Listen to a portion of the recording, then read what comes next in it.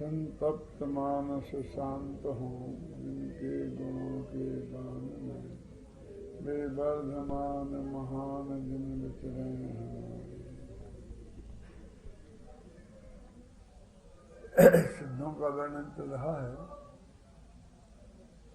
आज जो आप 8वीं पूजा में ही नहीं है, विष्णु सहस्त्र नाम, शिव सहस्त्र नाम,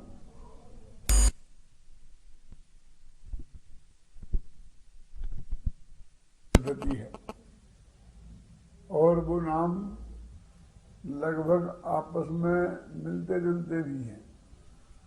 उन्हें कितने नामों से पुकार सकते हैं, तो उसमें एक बात तो ये ध्यान में रखी कि जो हमारे शास्त्रों में, पुराणों में भगवान के लिए जिन नामों से पुकारा गया है, वो सब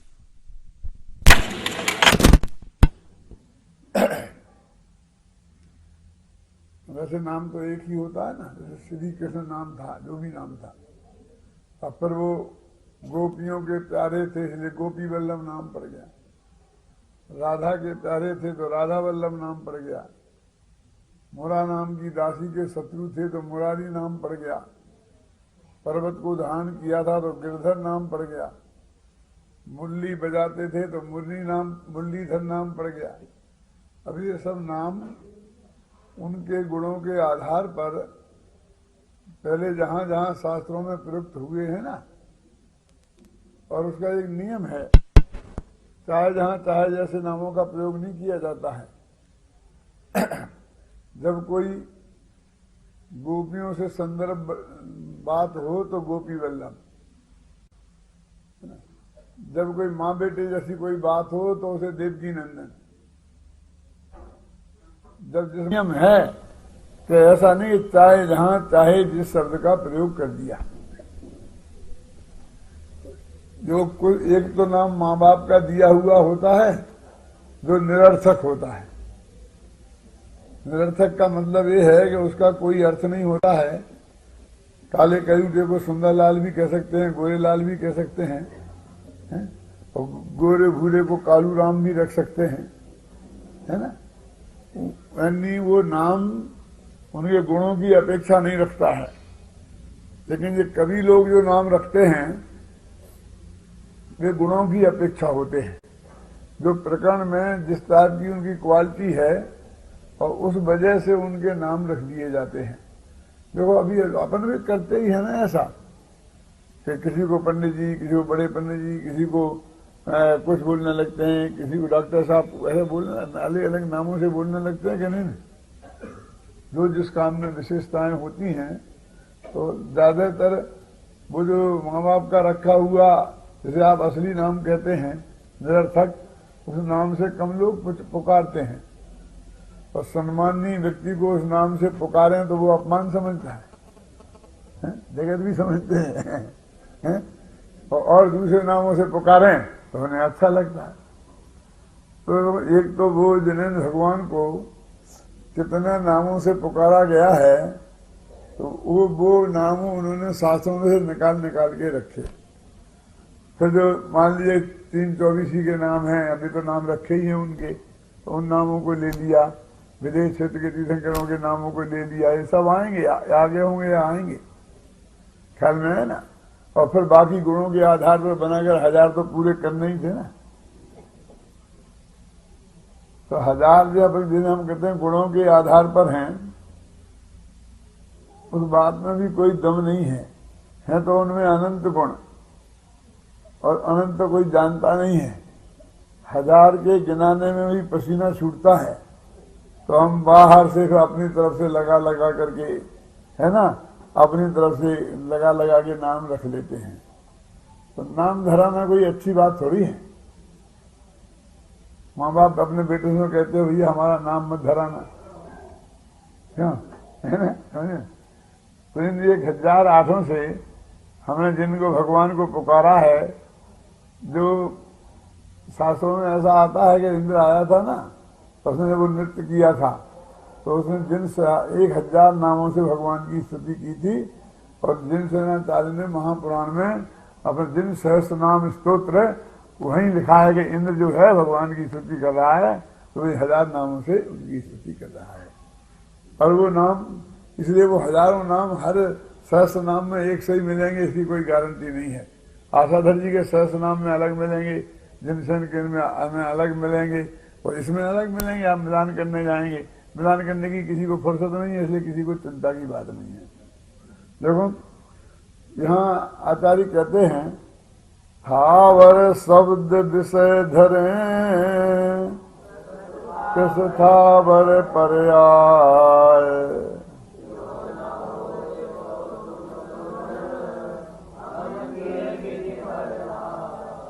इसके अर्थ दो तरह से हो सकते हैं। कहते भाई ये शब्द जो हैं बहुत स्थूल हैं, थावर माने स्थूल, तो ये त्रिस और स्थावर पर्याय का ही वर्णन कर सकते हैं। थावर शब्द विषय धरें त्रिस थावर पर्याय, और तुम ना त्रिसो ना स्थावर हो, तो हम तुम्हारा वर्णन कैसे करें, है ना। क्यों न हुए तो तुम सुगुण हम की ही विधि वर्णाए, है ना। एक दिक्कत तो ये है कि जो वर्णन है वो शब्दों से होता है, और शब्द बहुत स्थूल हैं और तुम बहुत सूक्ष्म हो। वो स्थूल शब्द त्रिस्वर स्थावर पर्याय का वर्णन कर सकते हैं। अब ये कहे कि तुम हमारे गुण बता रहे हो, जो असली हमारे गुण हैं वो तो बता नहीं रहे हो, और ये जो पुराने हैं जिन्हें हम छोड़ के चले गए, क्यों, महावीर वर्धमान फलाना फलाना और सन्मति, हमें मति मति ज्ञान कहाँ है, हम तो केवल ज्ञानी है। अब इनसे तुम हमारा वर्णन क्यों कर रहे हो, कि हम क्या करें। हमारे पास जो शब्द हैं वो त्रिस और स्थावर पर्याय की बात ही कर सकते हैं, तो समझे ना। तो तुम न त्रिसो न स्थावर हो, तो जो सिद्ध में तुम्हें वहां गुण हैं उनको कहन करने की हमारी ताकत ही नहीं है।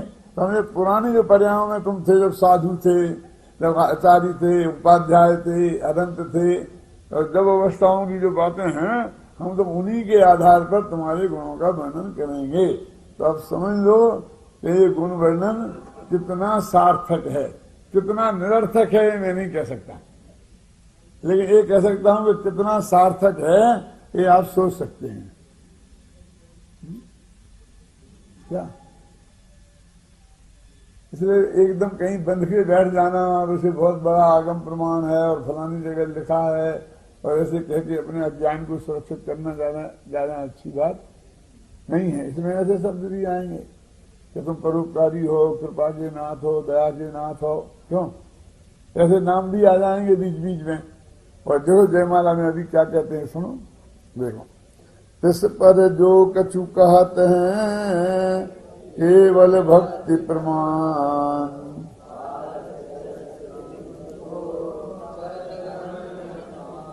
अब फिर भी मैं कहता हूं जो कुछ मेरी बुद्धि में आएगा, तो अब वो उसमें सिर्फ भक्ति की वजह से कहता हूं और कोई कारण नहीं है। ना तो मुझे बड़ा पंडित बनना है और ना तुम्हें खुश करना है।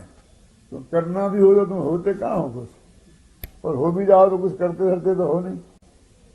क्या बस मेरे हृदय में तुम्हारे प्रति जो श्रद्धा और भक्ति का भाव उमड़ा है, इसके लिए मैं ये बात कर रहा हूं, इसमें और कोई बात नहीं है। और श्रीपाल की और मैंने मेरी कहानी सुन सुन के बेवकूफ मत बनना। क्या कह रहे हैं आप कि श्रीपाल को कोड़ हो गया था और मैंने सुंदरी ने मिटा दिया था, कितनी पुरानी बात है, अरबों वर्ष पुरानी बात होगी। तो श्रीपाल मालूम कब शीतलनाथ के बांस उस जमाने में हुए होंगे, ये भी आसपास के नहीं है। और तुम्हें एक ही केस मिला जिसे अभी तक भुना रहे हो, यदि इससे कुछ होता है, घबराना नहीं, पूरी बात सुनना शांति से, तो फिर अभी एकाध का करके दिखाओ ना। कहता हम क्या करें, तुम्हें श्रद्धा तो है नहीं, तो श्रद्धा से होता है, तो हमें नहीं है श्रद्धा, लेकिन तुम्हें तो है, किसी को ही नहीं है। हम तो जो है सो साफ कह रहे हैं आपके सामने, लेकिन जो एक डंके की चोट कहते कि नहीं 100% पक्की सच्ची बात है, हो ही जाएगा, तो वे करके बतावे ना, यदि किसी ने करके बता दिया तो मैं उसे गारंटी देता हूं कि इस जैन धर्म को 1 वर्ष में विश्व धर्म बना दूंगा। क्यों? आजकल इतना बढ़िया साधन हो गया टीवी का, चैनल का। क्यों? बराबर हम कोड़ी को लाएंगे तो तुम पाठ करना और छिड़कना। क्यों? समझे ना? और वो ठीक हो जाएगा। ये सामने देखेगी सारी दुनिया तो एकदम मान लेगी या नहीं मान लेगी? तो यही धर्म सच्चा है। और दूसरा फायदा है कि दुनिया में जितने कोड़ी हैं वो सबसे ज्यादा उसमें भारत में है। 36% सारे विश्व के भारत में है। और अरबों रुपया गवर्नमेंट के उसमें खर्च होता है। गांव में तो उन्हें रहने नहीं देते, तो गांव के बाहर अस्पताल के नाम पर जेल खाने खोलते हैं और बेचारों को वहां जाके पटक देते हैं और सारा खर्चा गवर्नमेंट करती है। अरबों रुपए का बजट जाता है।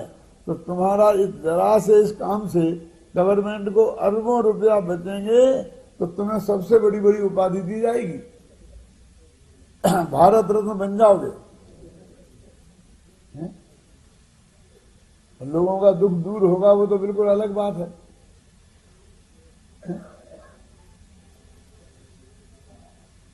इसलिए वो तो सिद्ध भगवान के गुण हैं। हम अपनी भक्ति से कह रहे हैं इन बीमारियों से लेने देने से इसका कोई लेना देना नहीं। ये संसार का रोग जो है ना, ये मिथ्यात्व का जो कोड़ है, फिर ये मिट जाए ये सबसे बढ़िया बात है। और मेरा कोड़ तो बहुत बड़ी चीज है जी, वो हमें तुम्हें तो है ही नहीं। अब क्या करने प्रयोग करके हम, लेकिन ये जुकाम तो मिटता नहीं है इससे। कोई जुकाम ही ठीक कर दो जो एक सरीडोन कर सकती है। क्यों? वो काम भी नहीं होता। इससे घबराना मत, पूरी बात सुनना है साहब। वो उससे वो तो स्पेशल जो कैंसर की गोली खाओगे तो फिर जुकाम कैसे ठीक हो जाएगा? क्यों? और कहोगे साहब इस गोली से जुकाम तो ठीक नहीं हुआ, कैंसर कैसे ठीक हो जाएगा? तो ऐसी दवाई है भगवान की भक्ति।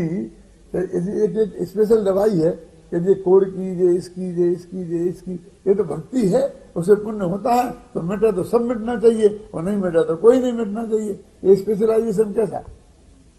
दवाइयों में तो ऐसा हो सकता है, भक्ति में ऐसा क्यों हो, कैसे हो सकता है? कैसे तक विधान में कोड़ की बीमारी है, फलाना इसकी बीमारी है, फलाना इसकी बीमारी है, तो ये अलग अलग अलग अलग क्यों? तो श्रीपाल मीना सिंह जी का नहीं हुआ था, वो झूठी बात है। हमने तो नहीं कहा। तुम कहो तो हम उसकी जिम्मेवार नहीं है। हमारे नाम से मत कहना। हम कहते बिल्कुल गारंटी से हुआ था, क्योंकि शास्त्र में कहीं लिखा है। हम क्यों उसका विरोध करें? हम तो ये कह रहे हैं कि जब हुआ होगा, अब अभी कोई करके बता दे, सिर्फ इतनी सी बात है।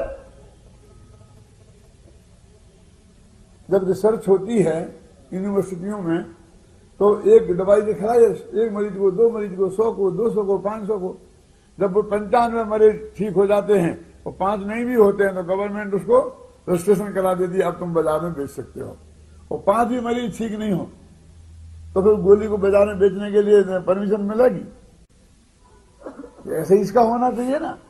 1 प्रयोग, 2 प्रयोग, 10 प्रयोग, 95 प्रयोग ठीक हो जाए मान लो, और 1 प्रयोग वो भी तुम्हारे शास्त्रों में लिखा है, करोड़ों अरबों वर्ष पुराना। क्यों? और वो भी ऐसा करे, मूछ वाला पकड़ा जाए दाढ़ी वाला। क्यों? सिद्धक विधान किसने किया? मीना सुंदरी ने। कोड़ किसका दूर हुआ?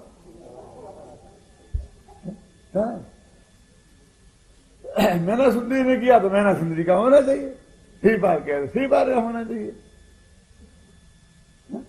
यही हुआ ना। अब ये रही सवाल कि श्रद्धा नहीं है, श्रद्धा नहीं है, तो तुम तो श्रद्धा तो मीना सुंदरी में थी, श्रीपाल को कहां थी?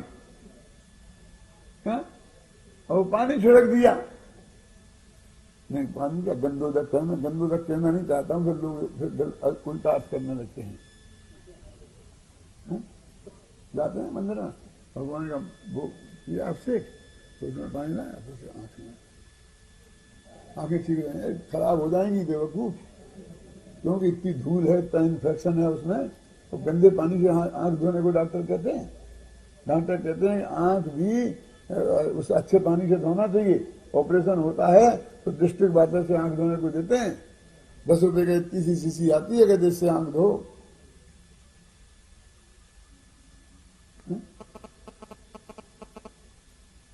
क्या होगा बोलो? कुछ लोग दवाई दे रहा है, ऐसा आंखों में, माथे में, पेट में, और फिर जहां हो वहां, यहाँ दर्द हो रहा तो यहाँ ये पागलों की बस्ती में भगवान फंस गए। कभी कभी मुझे लगता है कि इसीलिए वे चुप है। क्या करें, तुम अपनी जयमाल ले जाएगी। इस पर जो कछु कहत हो केवल भक्ति प्रमाण, बालक सस जल शशि बिंब को चाहत ग्रहण निज पान। बालक ही देखो, थाली में पानी भराओ तो चांदनी रात में रख दो तो उसमें एक चंद्रमा दिखता है, तो बच्चे चंद्रमा की हट करते हैं, मैया मैं तो चंद्र खिलौना ले हो, तो रख देते हैं उसमें। तो कहते हैं वो जो बच्चा उसे पकड़ने की कोशिश करता है, लेकिन उसमें चंद्रमा मंद्रमा तो है नहीं, तो पकड़ में आए कैसे? तो बच्चे ही ऐसी मूर्खता कर सकते हैं, कैसी कि थाली के जल में पड़े हुए चंद्रमा के बिंब को पकड़ने की कोशिश करें। मेरा ये प्रयास जो शिक्षक विधान लिखने का, ये ऐसी ही मूर्खता का काम है। तो क्या लिखा? बालक जल शशि बिंब, बालक जो है जल माने पानी में पड़े हुए जो शशि माने चंद्रमा के बिंब को चाहत माने चाहता है, ग्रहण माने ग्रहण करना, निज पान अपने हाथ से, अपने हाथ से पकड़ना चाहता। कौन? बालक ही। समझदार तो जानते हैं कि यहाँ चंद्रमा फंद्रमा है ही नहीं, पकड़ में आने ही वाला नहीं है चंद्रमा, ख्याल में है ना। ऐसे ही सज्जन लोग तो सब समझते हैं, अभी मैं बालक जैसा हूं तो कर रहा हूं, मेरा ये काम भगवान बालक जैसा है। अब हम कहे महान महान, कितना महान विधान है। कभी से तो पूछो क्या कह रहा है वो, क्यों? जय पर निमित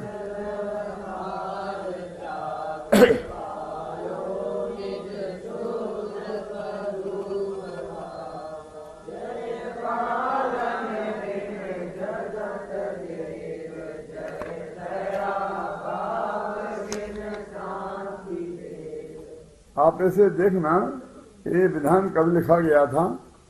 शुरू में लिखा होगा, है ना, 1834 में उनका जन्म हुआ था। 1834 माने मेरे से 201 बरस पहले, समझिए ना। तो ये विधान भी जब लिखा गया तो 200 बरस पुराना तो हो गया ना। तो तब कान्जी स्वामी का नाम भी दुनिया में नहीं आया था, तभी की ये लिखी बातें हैं। जरा देखना क्या लिखा है इसमें। जय हे भगवान, पर निमित्त और व्यवहार का आपने त्याग किया, इसलिए आपने अपना शुद्ध स्वरूप को प्राप्त किया। तो व्यवहार से प्राप्त होगा कि व्यवहार के त्याग से? निमित्त से प्राप्त होगा कि निमित्त के त्याग से? लिखा ना, ये 200 वर्ष पुरानी पंक्ति है, इसमें कान्जी स्वामी का नाम नहीं मढ़ा जा सकता है। और हमारे बाप दादे करते आ रहे हैं, तब से हम 5 वर्ष के थे तब से हमने ये विधान को लोगों को करते हुए देखा है। पहली पंक्ति में इसका अर्थ में कोई मैं नमक मिर्च लगा रहा हूं, आप देखो ध्यान से, ये अर्थ लिखा है बहुत क्लियर शब्दों में। कांतिलाल जी, जय पर निमित्त विवेहा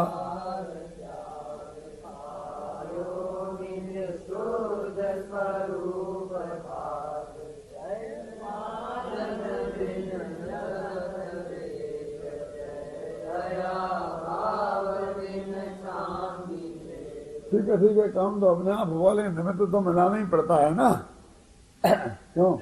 ऐसे हाथ पे हाथ रख के थोड़ी बैठ जाएंगे, निमित्त तो मिलाना ही पड़ता है ना। इसमें क्या लिखा? इसमें तो निमित्त को त्यागने की बात भी थी। मैंने तुमको मिलाने की बात लिखी कि त्यागने की? व्यवहार तो निभाना ही पड़ता है ना।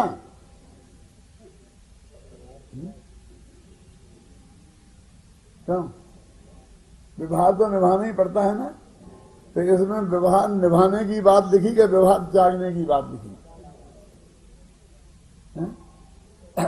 हमारे एक नेताजी है ना कि दहीलाल भार्गव, कोई का मरण, कोई की शादी हो, कार आए चाहे नहीं आए, अखबार में पढ़ के देख के हर एक के यहाँ पहुंच जाते हैं। बहुत अच्छे नेता हैं, इसीलिए प्रधानमंत्री बन गए। दहीलाल भार्गव बोला हूँ। क्यों? सब बहुत खुश हैं, सब बहुत खुश हैं। 6 साल जगह जीत गए। अब जो जिंदगी भर यही करता रहेगा तो असली काम तो कर नहीं सकता। यदि प्रधानमंत्री बना देते उन्हें तो फिर देश का क्या होता? क्योंकि वो तो सबके तीओं में जाते रहते। मेरे साथ ही बहुत बड़ा संकट है। जब मैं यहाँ आया ना जयपुर में, तो तब से सुबह मैं प्रवचन करता था डेली बड़े मंदिर में, और वहां का नियम है कि सुबह 8 बजे 8:30 बजे तिया निकलता, वही मेरे प्रवचन का समय। तो रोज ही ना एक दो तिया। अब वो मैं चाहूं तो मैं प्रवचन ही नहीं कर सकता। तो मैं तो धीरे धीरे बहुत कम कर दिया, बंदे जैसा कर दिया। अब तो ताकत भी नहीं रही है। तो लोगों ने मेरे से कहा, वो बहुत समझने लायक है, कि पंडित जी तुम किसी के तिया में नहीं जाओगे तो तुम्हारे तिया में कौन आएगा? तो बात तो तुम सच्ची कहते हो, तो व्यवहार है ना। हम तुम्हारे तिया में जाएंगे तो तुम हमारे तिया में आओगे। लेकिन जितने तियों में हम जाएंगे वे तो सब मर गए, देख कैसे आएंगे हमारे तिया?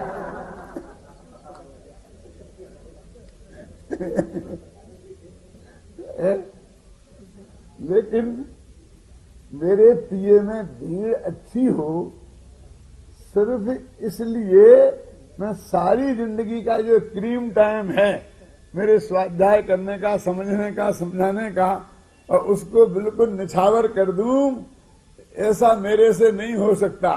तो मेरी क्या गारंटी है कि मैं जयपुर में ही मरूंगा? ना मालूम कहाँ, ट्रेन में, बस में, चलते फिरते कहाँ। क्यों? वस्तु स्थिति भी ऐसी है और मैं तैयार भी हूं इसके लिए। क्यों? क्या होगा, कौन आएगा, कौन नहीं आएगा बाद में, आप बहुत धोखे में हैं। मेरे व्यवहार से कोई आने वाला नहीं है। मेरे तिया में मेरे बच्चों के व्यवहार से आएंगे। क्यों? मेरे व्यवहार से तो मेरे बाप के तिया में आएंगे। सारा व्यवहार तो निभाना ही पड़ता। ये व्यवहार, नाराज मत होना, ये व्यवहार निभाने के नाम पर कितना समय हमने बर्बाद किया है, जो आत्मा के कल्याण में लग सकता था। अंतर्मुहूर्त में केवल ज्ञान होता है। तुमने कितने अंतर्मुहूर्त बर्बाद किए, छाती पे हाथ रखकर देख लेना। अब ये कह रहे हैं तो चले चलो ना, ये कह रहे हैं तो चले चलो ना। ये क्या चले चलो है?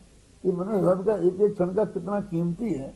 ये चले चलो में तुम बर्बाद करना चाहते हो। ये तो आचार्य पंडित जी तो कह रहे हैं साफ साफ, जय जग पर निमित्त व्यवहार त्याग,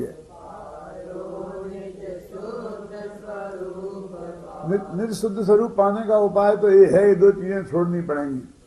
देखो दुनिया में जगत देव, जगत का पालन करता, वो जगत का देव।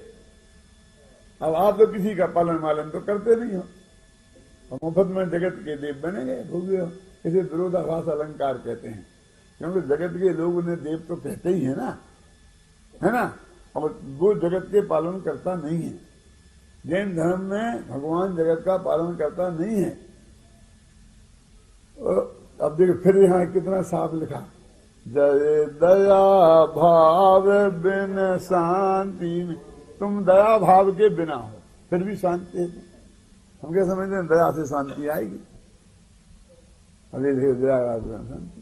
देखो ये सब बातें जो आज अपने हम कांजी स्वामी के नाम पर मरते हैं, ये 200 वर्ष पहले महाकवि संत इस तुम्हारी पूजा में लिख गए, जिसे तुमने सैकड़ों दफे पढ़ा हो, करीब की होगी।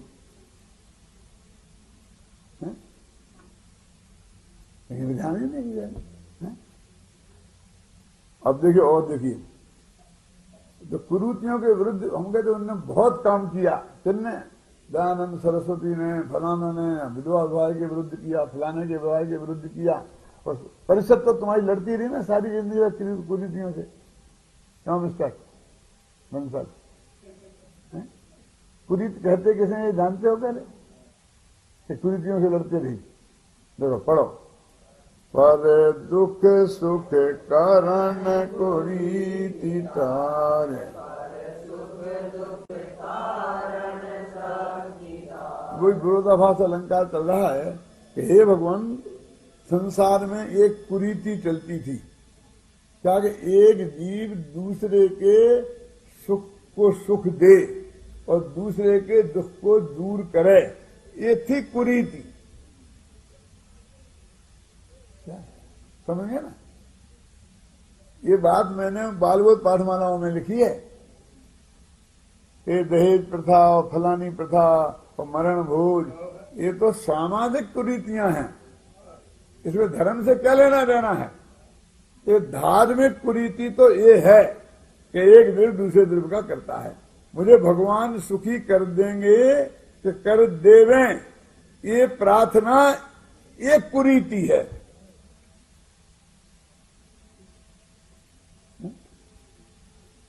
इतनी बढ़िया भावना है कि भावे ना दिन रात मेरी, सब सुखी संसार हो। कितनी अच्छी भावना है? ये अच्छी है तो बुरी भावना क्या होती है फिर? क्यों? सारा संसार सुखी हो जाएगा तो मोक्ष में कोई क्यों जाएगा? यहां तो हमें पढ़ते आए हैं कि जो संसार विषय सुख हो तो तीर्थंकार क्यों त्यागे, काहे को शिव साधन। वे तो कहते संसार में कभी सुख होने ही वाला नहीं है, संसार में सुख है ही नहीं, और तू ठोके जा रहा है सब सारा संसार सुखी हो जाए, सारा संसार सुखी हो जाए, सर्वे भवन्तु सुखिनः। क्या करे?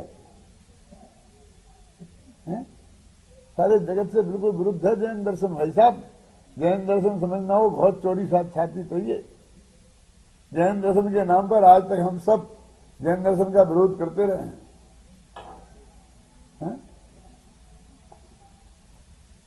सब सुखी संसार हो,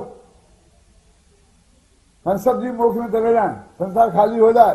अरे तुम चाहती प्रार्थना करना 6 महीना और 8 समय में 608 जीव ज्यादा मोक्ष जाने वाले नहीं है, दादाजी अनंत सुखी होने वाले नहीं है, तो यही रफ्तार रहने वाली है। क्यों? मुफ्त का देने बोल भावना करने में क्या नुकसान है? तुम जियो हजारों साल और साल में दिन हो 50,000। अरे वाह, ना तो हम हजारों साल जीने वाले हैं, और जी भी जाए तो साल में 50,000 दिन तो कभी होने ही वाले नहीं। ये गारंटी से बहुत बढ़िया आशीर्वाद दिया, बहुत बढ़िया आशीर्वाद दिया कि महामूर्खता प्रकट करी। जो होने ही वाला नहीं है, समझ में आया ना? मैं आपको सच बोलता हूं, इस प्रगति में बैठा हूं शास्त्र के सामने। मैं पढ़ता था तो 11-12 वर्ष का रहा होऊंगा, तो हमारे वहां पर मोहना विद्यालय में मंदिर में पूजा करने के लिए 2 विद्यार्थियों की ड्यूटी लगती थी। तो 2 विद्यार्थी पूजा करते थे, वो 20-25 मंदिर था, तो फूल नीचे बगीचा था, फूल तोड़ के लाना पड़ता था। तो छोटे बच्चे होते थे, उसकी फूल तोड़ने की लाने की ड्यूटी लगती थी, तो मेरी फूल तोड़ने की लाने की ड्यूटी थी। और कल पेपर था तो मैं नहीं गया, मैंने नहीं फूल तोड़ के वहां रखे नहीं। तो वो हमारे गुरुजी थे मक्खनलाल जी साहब, क्या हुआ, फूल क्यों नहीं कहता उसका नंबर था, तो वो नहीं लाया। मैं बुलाया गया, साहब हाजिरी हुई, तो कहता कल पेपर है तो फूल नहीं तोड़े, हो जाओगे तुम पास।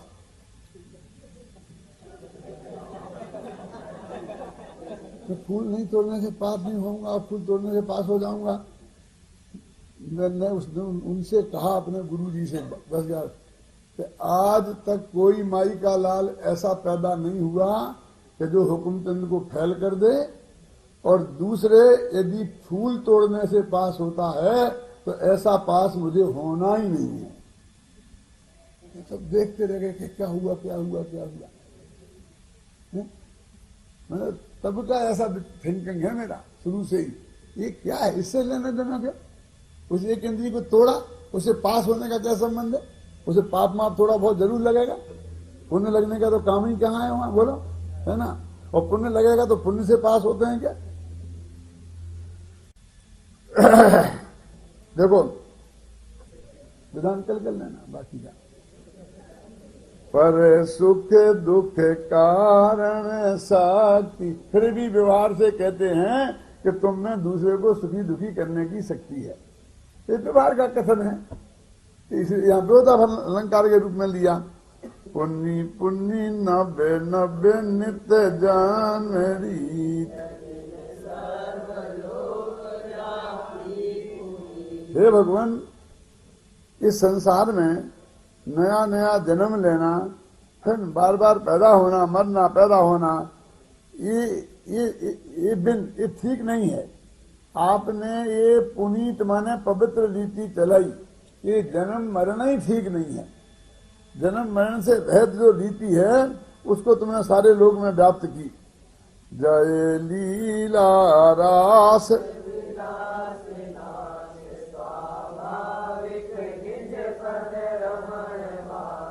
सेनासन आदि,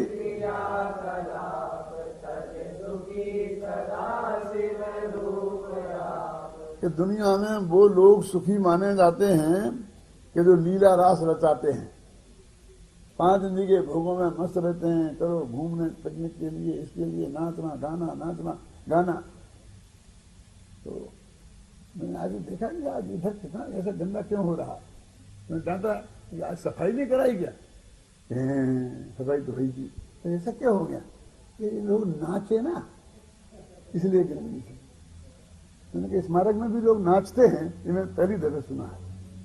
नाचने में धर्म होता है, नाचने में पूजा भक्ति होती है, नाचने में जीवों की हिंसा होती है। ये नाचना गाना धर्म है क्या, धर्म है? चले वो सौधर्मेंद्र नाचा था। सौधर्मेंद्र जिंदगी में एक ही दफे नाचता है जब तीर्थंकर का जन्म कल्याणक होता है, ना उसके पहले कभी नाचता, ना उसके बाद कभी नाचता है।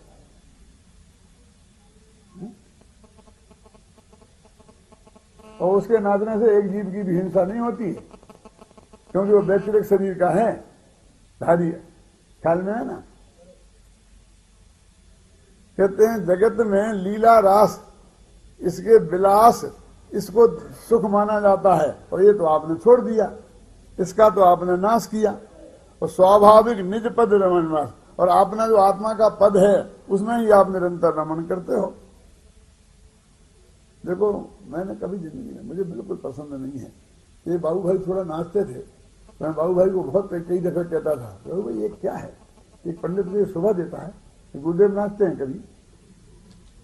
यहाँ शांता बहन आई थी, वो यहाँ रहती थी, उनने भी ये जगह शिक्षक विधान किया था, तो वो भी जरा उनको भी शौक था नाचने नचाने का। तो मुझे पकड़ पकड़ू के एक आध दफे वो पकड़ा दी थी, मैंने ऐसा ऐसा कर दिया था। नहीं ना ना ना, तेरे फोटो कहीं मिल जाएंगे, क्योंकि लोग पकड़ पकड़ू के तो फोटो खींच लेते हैं। अरे अनंत काल से संसार में नाच ही तो रहे हैं ना, कि नाचना बंद करना है। और अभी कितना नाचना है बोलो, देखो है ना। शयनासन आदि क्रिया कलाप, आपने सोना बैठना आदि सारी क्रियाकलापों को छोड़ दिया, फिर भी अनंत सुखी हो। ये सब वो बातें गिना रहे कि जिन बातों से जगत में जीव अपने को सुखी मानते हैं। सोने को मिल जाए, अच्छे तरह से बैठने को मिल जाए, खाने पीने को मिल जाए, है ना, हाँ, खेलने कूदने को मिल जाए, घूमने फिरने को मिल जाए, तो अगर ये सब बंद कर दिया और फिर भी सुखी हो। तो ये जगत के जीव ये सारी क्रियाएं करते हैं और फिर भी इनके सुखी नहीं हैं। अब ये इनडायरेक्ट बात है जैसे ज्यादा विस्तार देने की जरूरत नहीं है, मैं सिर्फ आपको इशारा करता हूं, जो समझ जाए वो समझ जाना, नहीं समझे वो नहीं समझना, कि ये जो जैनेतर दर्शनों में भगवान माने जाते हैं ना, और जो वो सबसे बड़े और सुखी माने जाते हैं, और वो जैसे जैसे कार्य करते हैं वो सब काम यहां गिनाए, और ये सब काम तुम नहीं करते हो तो तुम अनंत सुखी हो। इसका क्या मतलब हुआ? ये दुखी है। प्रवचनसार में ऐसा लिखा है, सुरपति नरपति असुरपति इंद्रिय विषय दवेदाह से पीड़ित रहे सह सके ना रमणी के विषयों में। चक्रवर्ती इन नागेंद्र ये बहुत दुखी हैं, ये सबसे सुखी लोग हैं दुनिया में। कि सुखी हैं तो 5 इंद्रियों के विषय में रमण क्यों करते हैं? क्योंकि ये 5 इंद्रियों के विषय की इच्छा ये तो दुख है, और रमण करते हैं जिससे दुख की निशानी है या सुख की निशानी है? इन्हें तो बहुत सुखी है, जब जो चाहे खा सकते हैं, जब जो चाहे पी सकते हैं। क्यों? तो ये सुख की निशानी है कि दुख की निशानी है? सब भोजन की व्यवस्था है, आप चिंता मत करना है। तो सुख की निशानी है कि दुख की निशानी? माने लेट हो जाएंगे तो भूजन लगेगा, भूख लगेगी। क्यों? तो मेरे सब चीजें आपने छोड़ दी, फिर भी आप अनंत सुखी हो। इससे सिद्ध होता है कि इन चीजों में रंच मात्र भी सुख नहीं है। और पहले से ऊपर से आप यहां तक लगा लेना, कैसा लीला रास विलास, समझ गए ना, शयनासन आदि क्रियाकलाप, ये सब चीजें अवांग में बिन काम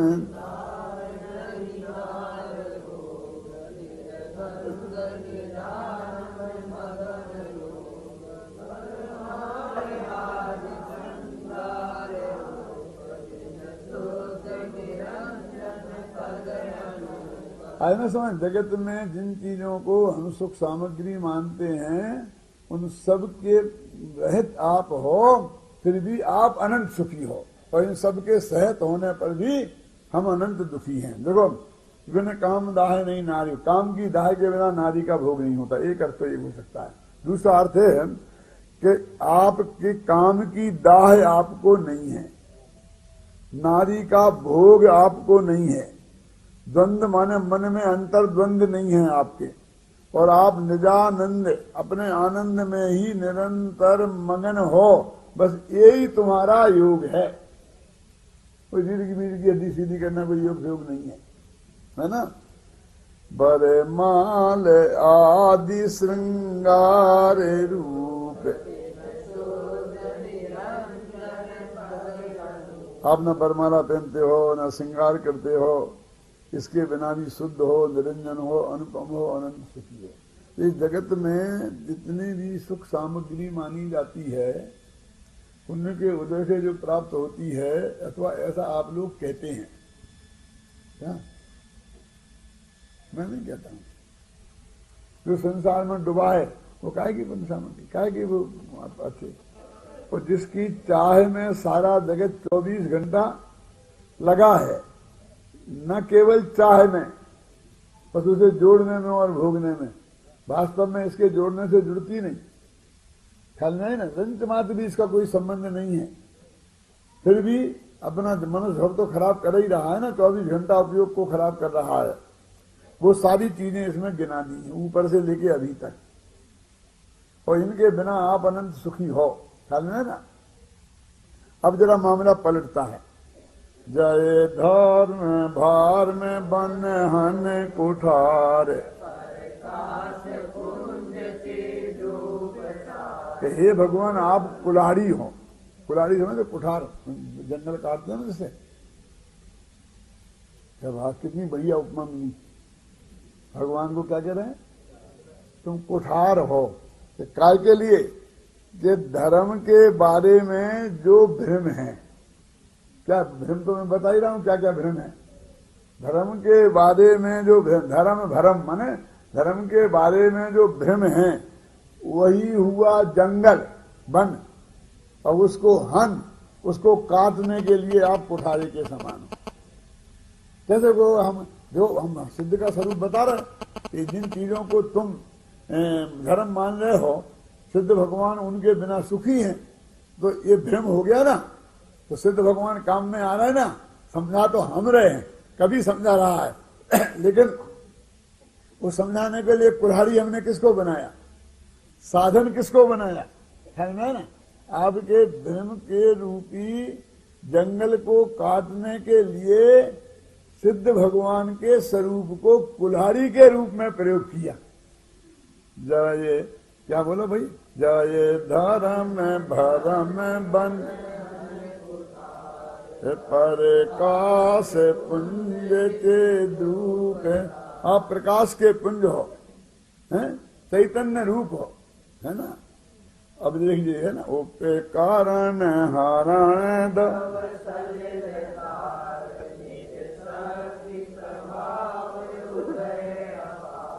ये जो पंक्ति है इसमें थोड़ी गड़बड़ दिखती है। मुझे याद है कोई ऐसी थी, दुख कारण मरण दब सल धार, कि दुख करने वाली जो मृत्यु आदि भयंकर स्थितियां हैं वो हुआ दावानल, जंगल में लगी भयंकर आग, ऊपर जंगल था ना अभी दूसरे टाइम, और उसके लिए आप मेघों की वर्षा हो। अब उपकरण है क्या, अब लगाओ तो फिर से अर्थ ऐसा लगेगा कि हम लोग मानते हैं कि दूसरे का उपकार करते हैं। और भगवान ये हुआ भयंकर जंगल, दूसरे को उपकार करने की मान्यता, और उसको आपने उसमें लगी जो आग है, कौन ये करूं, आपने उसे शांत कर दिया, है ना। निज शक्ति प्रभाव उदय अपार, आप में आत्मा की शक्ति है, उसका प्रभाव है, उसका अपार उदय है, माने प्रकट हुई है। नभेसी में नहीं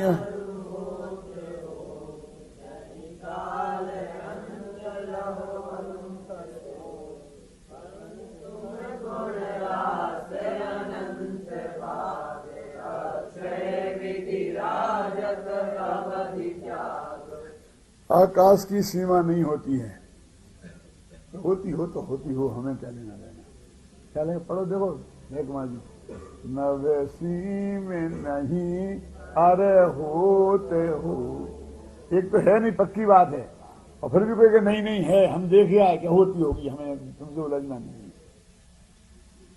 नवेसी में नहीं अरे होते हो, नहीं काल अंत होते, काल का कोई अंत नहीं है, कहीं कैसे नहीं है, फलाने समय में खत्म हो जाएगा सब, क्यों होगा तो होगा, हम कोई झंझट में नहीं पड़ना, हम उसके बारे में उलझना नहीं चाहते। 70% सत्य बात है, हमें पक्का विश्वास है, लेकिन हम तो मूर्खों से चर्चा करने के लिए हमारे पास समय नहीं है। ऐसी बातें करने लगते ना लोग, तो सचमुच ऐसे ही भाव आता ना, तो कितनी बढ़िया पंक्ति है, न वैसी में नहीं अर होत हो,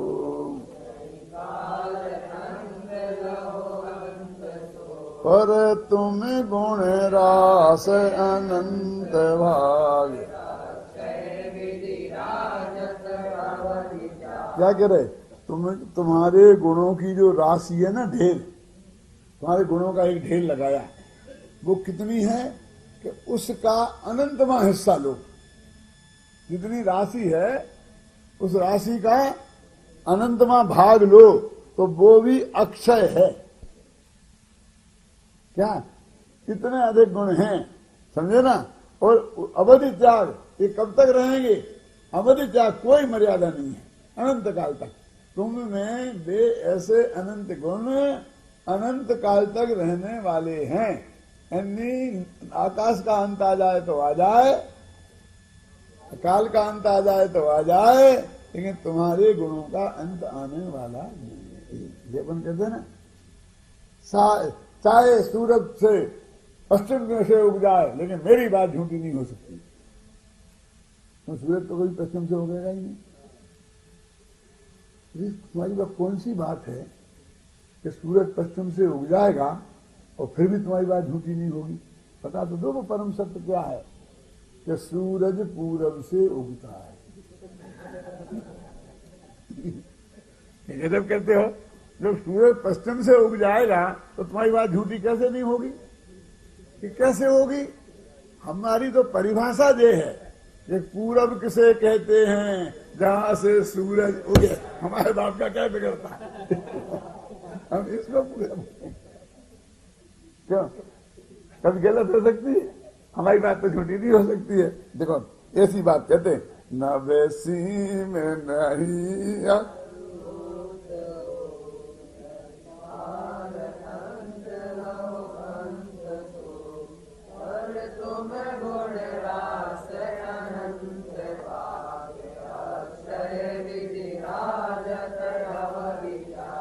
आनंद जलधि धारा प्रवाह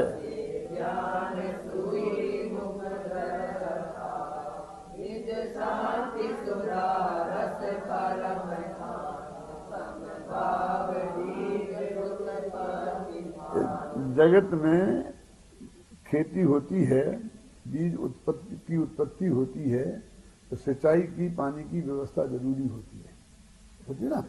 तो कहते आप आनंद रूपी जल के समुद्र हो, आनंद जलधि है ना, धारा अपार, और उसकी अपार धारा है। और विज्ञान सुरी आपके मुख रूपी हृदय तालाब से अथाह जो तालाब है उसे विज्ञान सुरी माने वैज्ञानिक माने ज्ञान की धारा निरंतर, ज्ञान रूपी जल की धारा निरंतर बहती रहती है। तो उससे अपना जो शांति सुधारस अमृत है, उसकी जो परम खान है, उससे समता रूपी बीज की उत्पत्ति होती है। समता रूपी बीज की उत्पत्ति कैसे होती है ना? सब हो गई ना सामग्री। पानी चाहिए, पानी गंगा के किनारे के जितने शहर हैं वे सुखी क्यों है, समृद्ध क्यों है? क्योंकि वहां सिंचाई के पानी की व्यवस्था, जिन्हें सिंचाई के पानी की व्यवस्था नहीं है वो एरिया उपजाऊ नहीं है, वहां के लोग गरीब हैं। जहां पर सिंचाई की व्यवस्था है वहां पर पानी है, सब तरह की फसलें पैदा होती हैं, तो व्यापारी भी पनपते हैं। वो एरिया जो सिंचाई की पूरी व्यवस्था है, गंगा का पानी है। हाँ, निज आत्मलीन विकल्प विनाश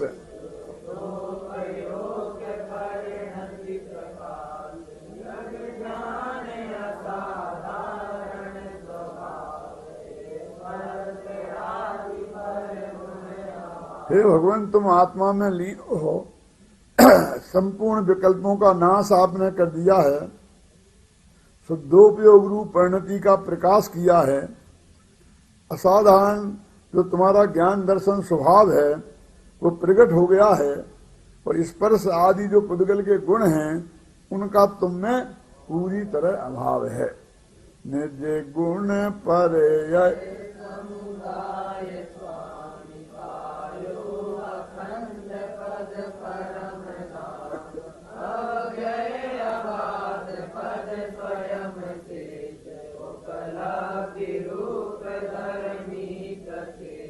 अब कहते भाई तुम मोक्ष में है, ये नहीं है, ये नहीं है, ये नहीं है, तो कुछ है क्या?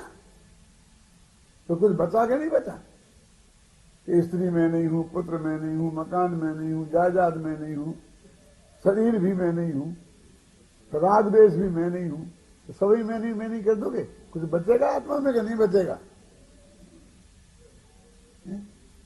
नहीं, ये लगता है कि ये सब चीजें नहीं रहेंगी तो मानो मैं ही नहीं रहूंगा। तो सड़क पर खड़े हो जाएं, तो सड़क पर खड़े होने वालों की तो जगत में सत्ता ही नहीं होगी, वे तो कुछ रहते ही नहीं होंगे। क्यों? कह रहे भाई तुम अनंत गुण के धनी आत्मा तब भी विद्यमान हो ना, यानी अनंत गुण है तुम में, उसे तुम्हें अपनापन लगता ही नहीं। ये बाहर की चीजें चली जाएं तो मैं नहीं रहूंगा ऐसा लगता है। क्यों? तो वो क्या कहते, क्या क्या बचेगा तुम्हारे पास? सिद्ध भगवान के पास। और आपने पायो अखंड पद परम धाम, और अखंड पद की प्राप्ति कर ली है परम धाम की, जो कभी खंडित नहीं होगा। और अव्यय, वो कभी उसका व्यय माने नाश नहीं होगा, कभी उसमें कोई बाधा नहीं आएगी। अव्यय अबाध ऐसा पद स्वयं सिद्ध पद है और उपलब्धि रूप धर्मी प्रसिद्ध है। ये धर्मी कौन सा धर्मी है? ये धर्मात्मा नहीं, जिसमें अनंत धर्म होते हैं उन्हें धर्मी कहते हैं। ये हमारे विद्यार्थी समझेंगे, तुम लोग नहीं समझो, कोई जरूरत नहीं है ना। धर्मी जानता है ना, जिसमें अनंत धर्म पाए जाएं। धर्म माने गुण, धर्म माने जैन दर्शन, जैन धर्म नहीं, ज्ञान दर्शन ताबित सुख वीर, ये हैं गुण, इन्हें बोलते हैं धर्म। और ये जिसमें पाए जाएं उसे बोलते हैं धर्मी। तो निगोदिया भी धर्मी है, दुष्ट से दुष्ट आदमी भी धर्मी है, क्योंकि उसके अनंत धर्म पाए जाते हैं। हम जो बोलते हैं विकार को अधर्म और निर्मल पर्याय को धर्म, वो धर्म नहीं है। कहते हे भगवान, तुम्हारे लिए उन अनंत धर्मों की प्राप्ति, अनंत धर्म निर्मल हो गए हैं, तुम ऐसे धर्मी हो। एकाग्र रूप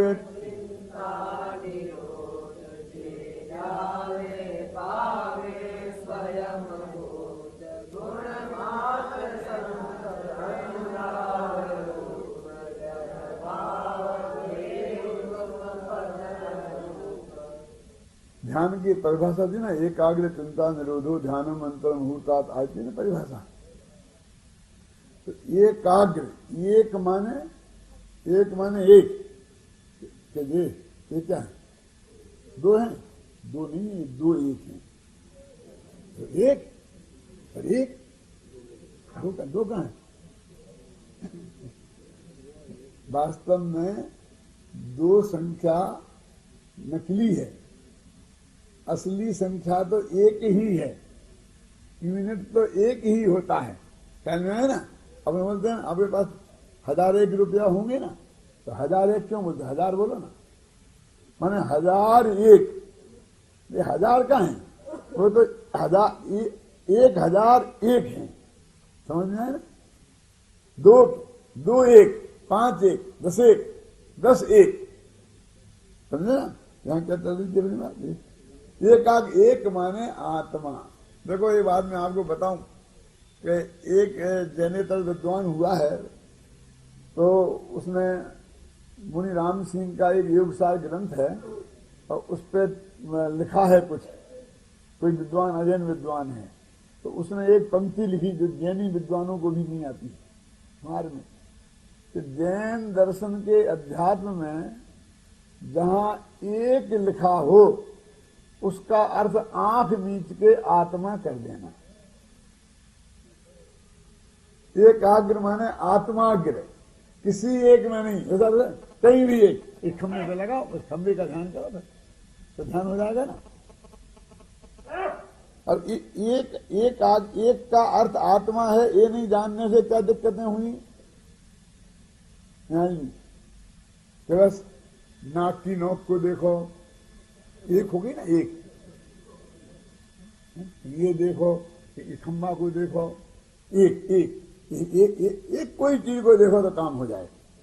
अरे एक कोई नहीं, एक माने अपना आत्मा, आत्मा ही नहीं अपना आत्मा, और उसको अग्र माने मुख्य करके उसकी तरफ एक आग चिंता निरोधो। चिंता निरोधो माने चिंता नहीं, चिंतमन। दीर्घ सिंह ने तो सबने पढ़ी है ना, उसमें लिखा है मां चित्तई मां जम्पई मां चिंतई। बोला बोला, इससे पैसा अन्ना जी ने बांटे सब मुफ्त में गए।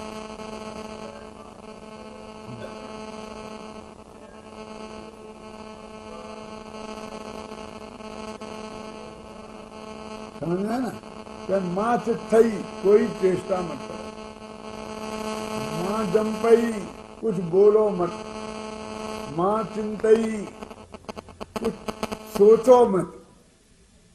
इसका नाम है चिंता निरोध। कि मैंने बराबर कोशिश करी कि मैं बिल्कुल हिलूं नहीं, तो मुझे तो ध्यान हो जाएगा ना। तो एक शब्द में बोलूं, मुझे कोई शब्द नहीं, और मैं सोचूं नहीं, बराबर इसके लिए सावधान रहा तो ध्यान हो जाएगा पंडित। क्यों? कि तेरा ध्यान तो रीढ़ की हड्डी पे रहेगा कि हिल ना जाए। क्यों? तो क्या है फिर? चेष्टा मत करो का क्या अर्थ है? बोलो। हिलो नहीं, कि शरीर हिले तो हिलने दो और नहीं हिले तो नहीं हिलने दो। तुम अपना उपयोग वहां से हटा लो, इसका नाम है चेष्टा मत करो। समझ नहीं? तुम सोच सकते हो मां जमपई बोलो मत, बोलो मत। मैं नहीं बोलने में उपयोग लगाया तो ये बात नहीं है कि मुंह से कुछ निकले तो निकलने दो और नहीं निकले तो नहीं निकलने दो। क्या बात करते? ऐसा नहीं होता है। क्या हम नहीं सोचे मुंह से निकल जाएगा? कैसे नहीं निकलेगा? हम अपने ऐसे ध्यान में बैठे, किसी बोलेंगे एक ने आगे बहुत जोर से हमें चांटा मारा, निकल जाएगा कि नहीं? तो हमारा ध्यान भंग हो जाएगा? नहीं होगा। हाँ, अरे भाई वहां से आवाज तो निकलेगी ही ना। पत्थर बरसाएगा कोई तो चोट लगेगी कि नहीं लगेगी? तो उसके मुंह से निकल जाएगा तो वो ध्यान भंग हो गया। हमारा उपयोग बोलने और नहीं बोलने में नहीं जाए, हमारा उपयोग शरीर को संभालने में नहीं जाए, हिलाने में नहीं जाए और नहीं हिलाने में नहीं जाए। हमारा उपयोग मन से सोचने में नहीं जाए और नहीं सोचने में भी नहीं जाए, तब हमारा उपयोग खाली होगा ना। और वो जब उपयोग खाली हुआ और उससे आत्मा ज्ञान का ज्ञेय बनेगा, उसका नाम ध्यान है। मां तिष्ठई मां जमपई। मां तिष्ठई का अर्थ क्या है हम समझते ही नहीं। मां जमपई का अर्थ क्या है हम समझते ही नहीं। वो चेष्टा नहीं करो तो अकड़ के बैठ गए। 1 घंटा से ध्यान कर रहे थे, काय का ध्यान कर रहे थे? क्यों? बराबर हमने ध्यान रखा। क्यों? ऐसे इसका नाम ध्यान नहीं है। चलो, एकाग्र रूप चिंतन, एक आत्मा को मुख्य करके चिंतन माने चेष्टा, वाणी और मन के विकल्प, इनका निरोध करना। निरोध होना, करना क्या? क्योंकि एक क्रियात्मक नहीं है, हम बुद्धिपूर्वक कुछ करने की चीज नहीं है। जे ध्यावे पावे स्वयं वो, इस तरह जो आपका ध्यान करेंगे तो वो अपने आत्मा का ज्ञान पाएंगे। अगर स्वयं वो पावे, क्या पावे? कोड़ दूर हो जावे, कहां लिखा है इसमें? अपने आत्मा का ज्ञान होगा उन्हें। क्यों? उन्हें आत्मा का ज्ञान होगा। हमने अपने विद्यार्थी बेटे को तुम्हारे यहां भर्ती कराया था, अब वो 5 साल पढ़ लिया, लेकिन हमें तो कुछ मिला ही नहीं। क्या नहीं मिला? ना उसे नौकरी मिली, ना वो कुछ मिला। हमने उसे 5 साल पढ़ाया था तो खड़ा हो, बोल, पूछोगे एक आध प्रश्न तुम, तो जवाब तो दे दिया, लेकिन जवाब का हम क्या कहें? खाएं कि पिए? तूने पढ़ने भेजा था कि नौकर बनाने भेजा था हमारे लिए? हमारे पास क्या विद्वान बनने आए थे, तो विद्वान बने कि नहीं बने?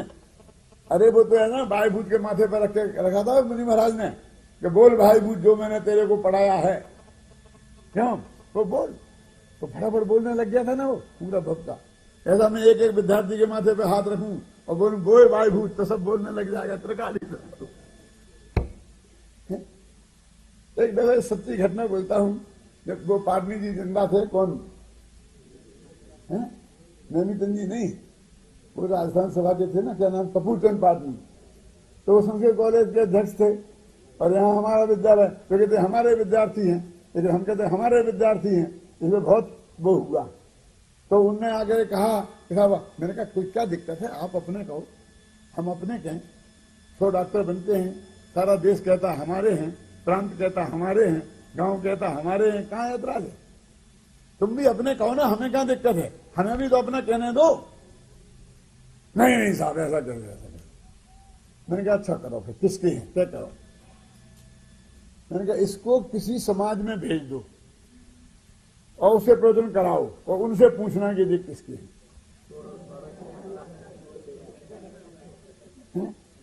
इसे बेहोश कर दो और फिर बेहोशी में इससे पूछना कि वे किसके हैं। तो जिसके जे कहे अरे हमने इसको पढ़ाया है, सिखाया है, तो बेहोशी में भी वही बोलेगा। तुम्हारा ऐसा सील लगाने से तुम्हारा नहीं हो जाएगा, फिर भी हम तुम्हें ये परमिशन दे रहे हैं कि तुम सील लगाओ, तुम इन्हें अपना कहो, क्या ख्याल में आए ना, तो हमें कोई ऑब्जेक्शन नहीं है। लेकिन ये हमारे हैं और हैं ख्याल में आए ना, तो भाई ये तो क्या चीज, तो तुमको क्या मिला, ये ध्यान। अब देखो जितना भी ध्यान कराने वाले हैं, नाराज मत होना, क्या हो जाएगा, ब्लड प्रेशर दूर हो जाएगा, डायबिटीज कंट्रोल में आ जाएगी। क्यों?